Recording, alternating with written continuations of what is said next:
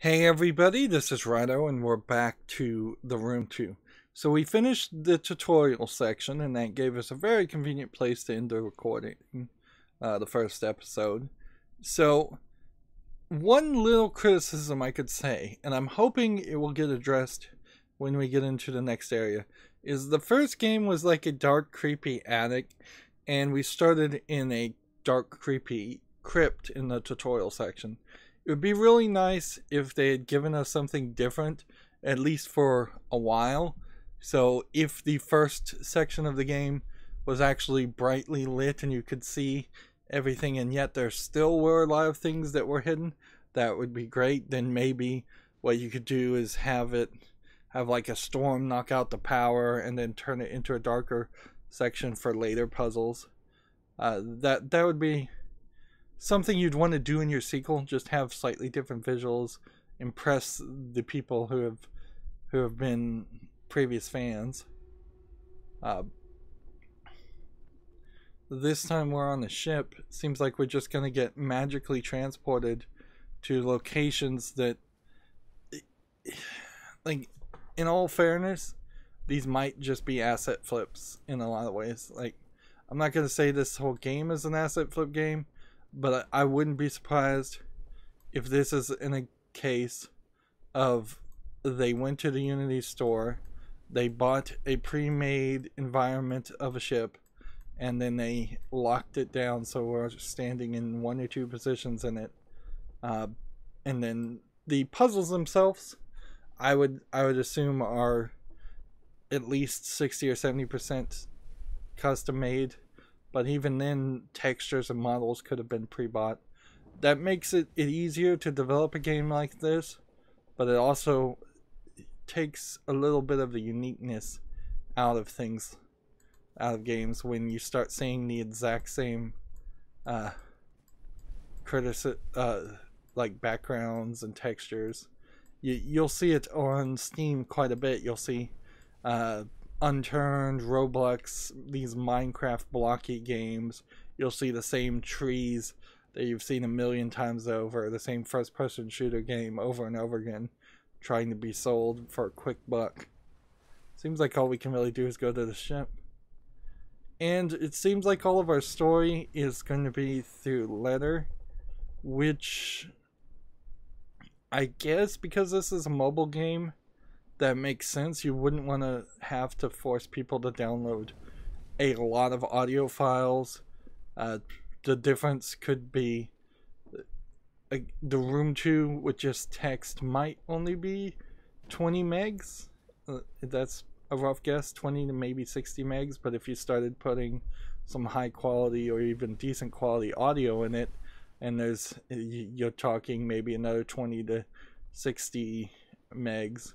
A CD was like 750 megs back in the day, so 60 to 80 minutes of audio could be quite a lot if it was CD quality, not MP3. I guess why you would give out CD quality WAV files, I don't know. But then the fact that this is ported to Steam, that's where you kind of hope that this was more of a special edition and somebody could have been hired to do some voice acting, or you just have the developer of the game. Like, basically anybody could read these lines of dialogue when you double click on this, and it would sound better than what it sounds like in most people's heads or their own voices. And this is kind of awkward because you've got a shadow going over it, and you can't zoom in to look on it straight up. So let's see if I can read this. There is still no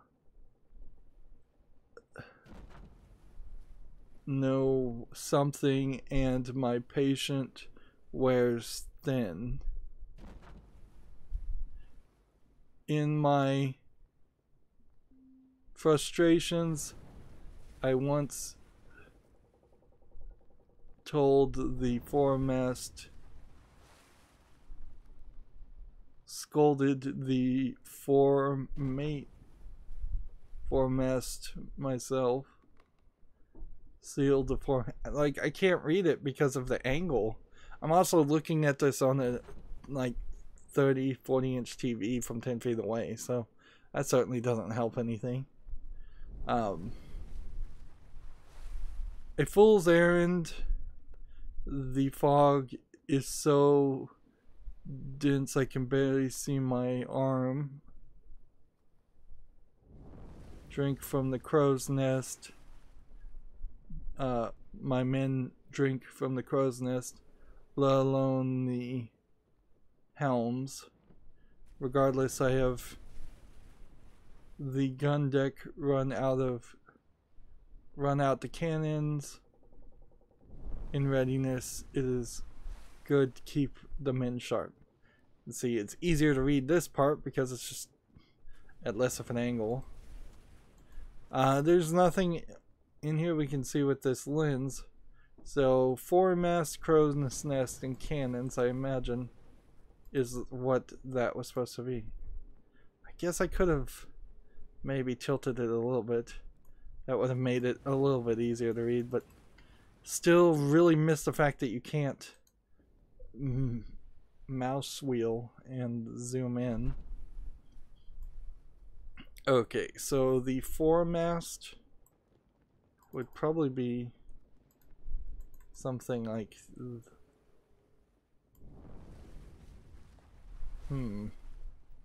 got some weird colors. And there's a spinning here, but I guess what we're trying to do is align the ropes. So there's a line here. And I suppose we could do some of these puzzles out of order. So now we have a small gold key. And what was the next one? Crow's nest.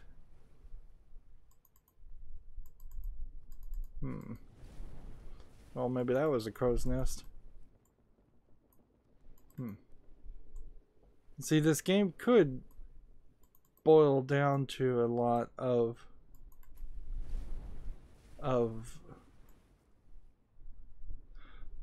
double clicking on things and just seeing if something happens.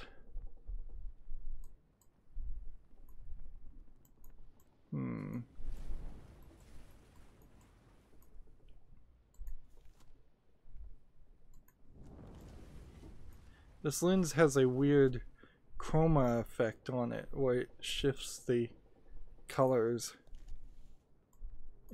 slightly off.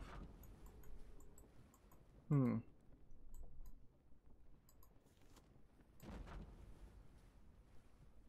don't see anything here that can be interacted with though. So let's go to cannons.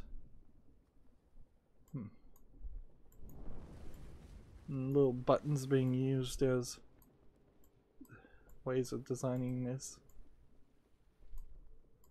Seems like there's clearly a drawer here.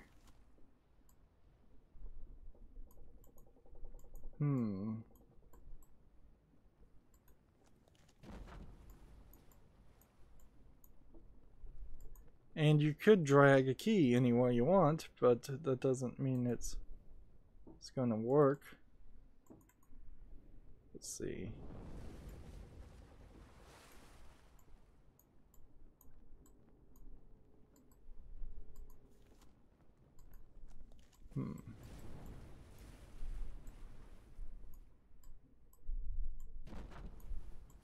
Again, we found something that doesn't look like we can interact with it. You would want to be able to look at the flags just as a red herring.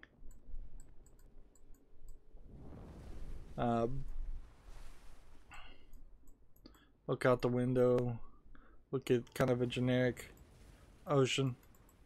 Still a lot of weirdness. Oh, maybe it's these cannons that I'm supposed to solve. Okay.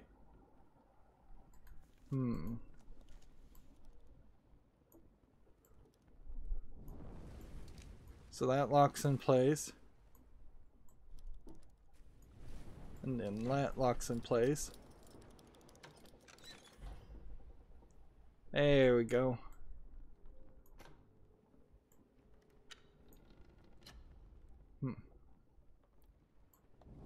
And interesting, it unlocked the whole thing. Didn't realize that. Which then opens a new key. And yeah, this is what the way it went. A lot of times it's just we need a new crystal.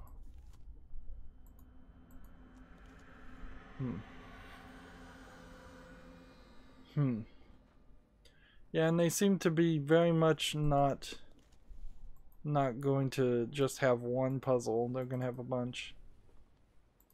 I guess that might be for the better, though. It opens the doorway a lot. See, it's been 30 weeks at sea, and the crew grows restless as our lack of plunder. Though I would not betray it, I share their concerns. A privateer's license is no small investment, and my investors will not be happy without a return. According to the prisoners, we took off to San Ipposito. We should find Santa Helena in these waters, fresh out of New Grenada. They were simple swabs, ignorant of all save the workings of the decks, but they spoke of some artifact of great value aboard. I gave them a place among my crew. And again, this is another one of those things where they tell you don't even bother, you can't use the lens on this to see if there's something to see. Unless I can do that and then do that. No, it takes the lens off.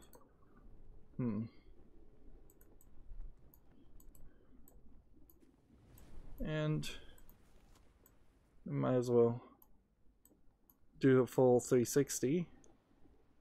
Found something. A radioactive symbol. I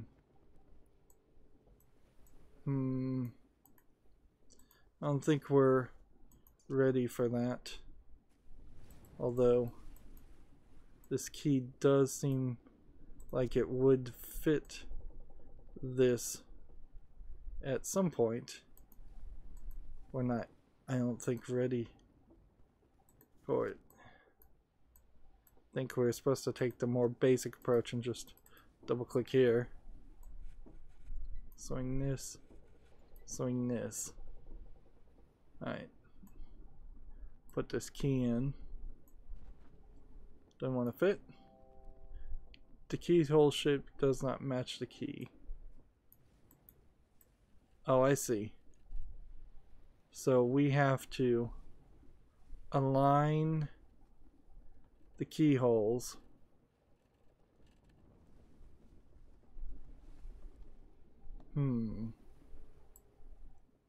so that it works.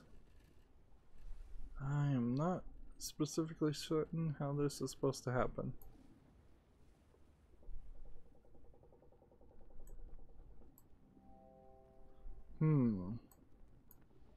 Because it is pointing upward, so I guess I have to put all three of them pointing upward. That's an interesting idea, although probably wouldn't really work as a key to do that.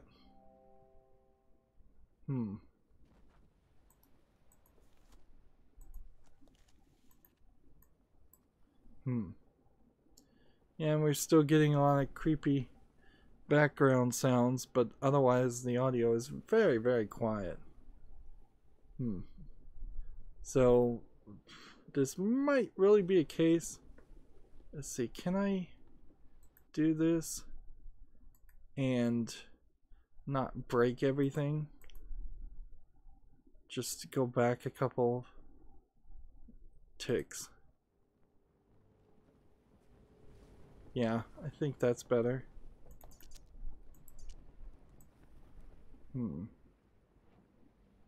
Let's see. Well, we know what this keyhole looks like, so instead of matching the shape, let's just match this shape and see what we can do. Which would have it be that. That looks like that matches. And they're all just pointing inward. Oh, I see. That makes sense. And we get some more puzzles and something that is straight up blocked from vision. If this is off, you just cannot see it at all. I imagine we might see a lot of that where things are literally impossible to see without the lens. I would have liked a different appearance there. That seems a little too simplistic. And what does that say? I'm trying to drag it. It said something and I missed it.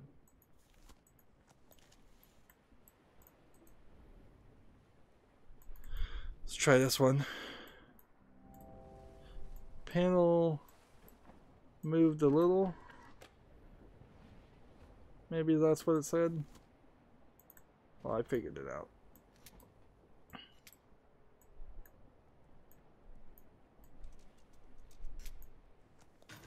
That's another one. Okay. This moves that panel. We're just running through this rather quickly. But that's alright. I think it's not really something that I'm looking to. This really isn't a game where I'm looking to stretch out the gameplay in any form or fashion. Once it's done, it's done. I'm happy with that. In a weird way, though, unless this door has decided to shift, like, that hasn't changed.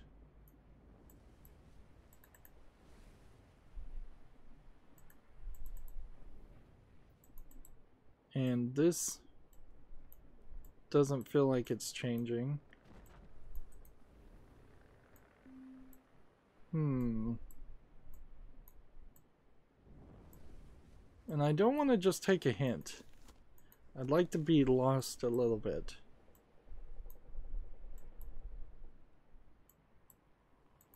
Am I supposed to go back and shift the doors closed? No. Am I supposed to perhaps zoom all the way out?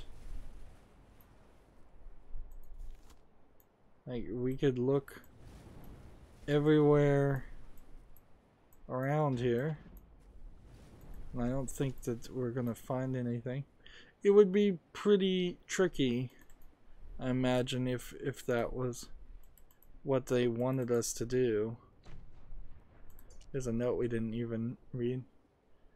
A mountain, a moor, a palace, a slum. Why not the quarters of the galleon of a galleon in full sail? With each dizzying step I'm whisked around the globe as simply as turning a corner.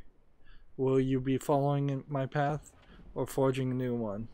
What sights you must have witnessed in my own experience if my own experience is in a guide. I'll keep leaving notes and I'll urge you to do the same, that we might know if our paths have crossed. Thrilling as this is, there is something not quite right with this place, though I struggle to define what. Some earthly tang of reality that is quite missing I sometimes fancy I can smell the lime and grease paint, as if it's a theater, I suppose. That's what he's referencing there. This feels a lot like one of my favorite game series, Myst, if they were to take out the fact that Myst was a very polished PC game for its time, a very old game certainly, but very polished, and for that reason it is more about wandering around an open world where there's different puzzles in many different areas, versus this where it's a lot of models and such. But this might actually be a smarter way to deliver puzzles instead of having you wander around the island of Myst in the first game and look at a lot of environments that only is slightly related to what you're supposed to do. See, I can see something probably attaches here. And it feels like if I could lower these sails somehow, that there might be something to see through them, because it has that color scheme to it.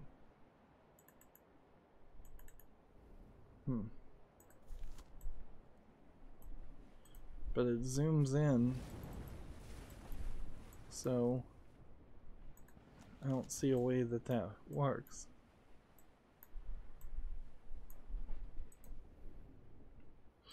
Yeah, it doesn't really feel like I'm supposed to leave this section. And it doesn't really feel like these bowling balls are something I'm supposed to change, and none of this seems like it is changeable.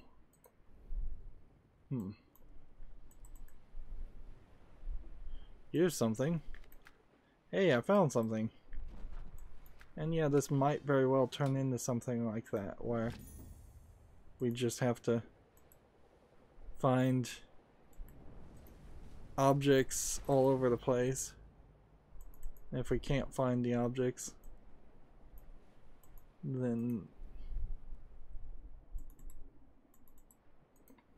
you're going to be left with a frustrating experience. I'm kind of the opinion that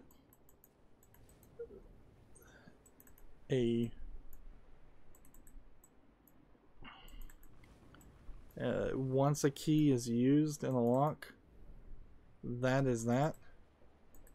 I don't think we're gonna end up using the same key in multiple locks, or the same lock multiple times. Here we go. Now we have a strange cylinder. Yep, we had almost run out of options there. And puzzles like this are going to really just start to boil down to hidden object games in a lot of ways. Except for the good news is, for most hidden object games, I'm not like, the hidden object games have hundreds of things that you're looking for, whereas this is going to be very singular and specific things you're looking for. The Witness also kind of had some of this problem, and a lot of puzzle games tend to go in this direction a lot of times, where the puzzle stops being a puzzle because it starts becoming just find the pieces to the puzzle instead. It's kind of obvious too that we need to know what everything looks like, so it becomes recognizable. And there we go. And that just unlocks a whole new layer and a whole new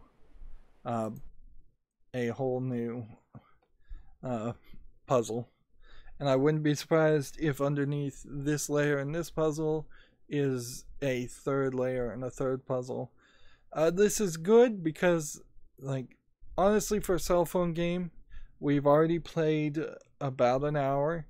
A lot of cell phone games like this can be very short, and an hour of gameplay might be all you get. I seriously doubt that is going to be the case here. They wouldn't have the connotation of chapters if we're not going to see at least 3 chapters, and that's probably excluding the tutorial chapter, so we're less than 1/3 of the way done with the game if I was to guess.